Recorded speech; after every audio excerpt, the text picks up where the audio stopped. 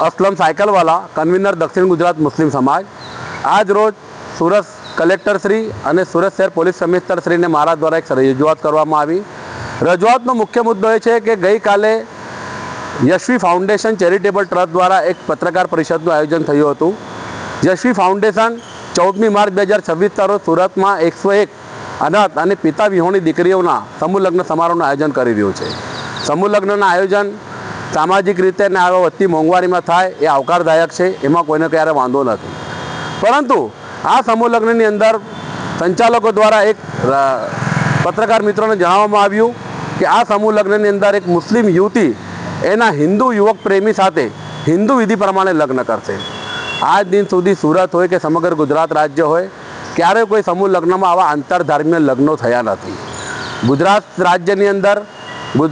રાજ્યની અંદર ધર્મ સ્વાતંત્ર્ય 2008 અને 2021 અધિનિયમનો એક કાયદો છે કે જેમાં કોઈ પણ ધર્મના વ્યક્તિને એનું ધર્મ પરિવર્તન કરવું હોય તો નિયત નમૂનામાં જિલ્લા મેજિસ્ટ્રેટે જિલ્લા કલેક્ટરશ્રીને લેખિતમાં અરજી કરવી પડે છે અને જિલ્લા કલેક્ટરશ્રી જો એને પરવાનગી આપે તો એ ધર્મ પરિવર્તન કરી શકે છે। તેમજ લગ્નના નામે ધર્માંતરણ કરવું એ ગેરકાયદેસર છે અને એમાં કડક સજાની જોગવાઈઓ છે। એટલે આ સંચાલકોએ ગુજરાત સરકારના આ કાયદાનો અધિનિયમનું સરેઆમ ઉલ્લંઘન કર્યું છે અને આવી રીતે જો આંતરધર્મીય લગ્નો થશે તો આવનારા દિવસોની અંદર બીજા જે સંચાલકો બીજી જે સંસ્થાઓ સમૂહ લગ્નો કરે છે એ પણ જાણી જોઈને આંતરધર્મીય લગ્નો કરવા માટે પ્રેરાશે, જેનાથી શહેરની અને રાજ્યની શાંતિ સલામતી જોખમાશે, જે આપણા રાજ્યની અંદર શાંતિ એકતા ભાઈચારાનું સૌહાર્દપૂર્ણ વાતાવરણ છે એ બગડશે।